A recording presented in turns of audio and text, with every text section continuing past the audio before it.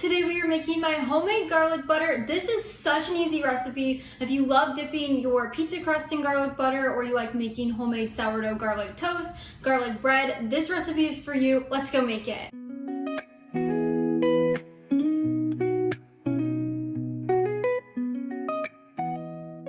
I hope this recipe replaces those little store-bought garlic butters or the garlic butters you get at pizza restaurants. This is a much better, more wholesome option. It doesn't have any of those nasty ingredients or additives, and it tastes so good. I make this every single time we have pizza, and my husband absolutely loves it. You can find my full written recipe linked down in the description below. Just click that link. It'll take you over to my blog where you can print and save this recipe anytime. To get started, you'll need 2 tablespoons of softened butter. I just let this sit out on the counter for about 30 minutes. Now, I like to use a grass-fed salted butter, but you could use any. I don't recommend margarine though. I recommend a stick butter. So we're just gonna add that into a dish. I'm using a Pyrex storage container because all my bowls are dirty, but this works just fine. And then we'll also add in 1/2 teaspoon of garlic powder. Make sure it's salt-free.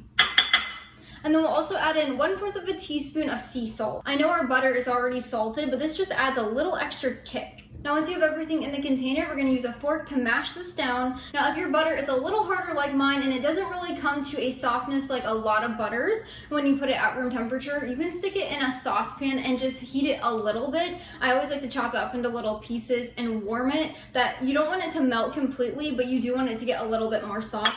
And then if you would like it to be a little less runny, just let it sit at room temperature for a few minutes before you use it. We're just gonna mash this until everything is completely combined. Once you've got that combined, you'll grab a little serving bowl. I just have this little one here. And I like to use, you can use your fork, but I like to use a little spatula to get this out. Then you can plop it right in your little bowl.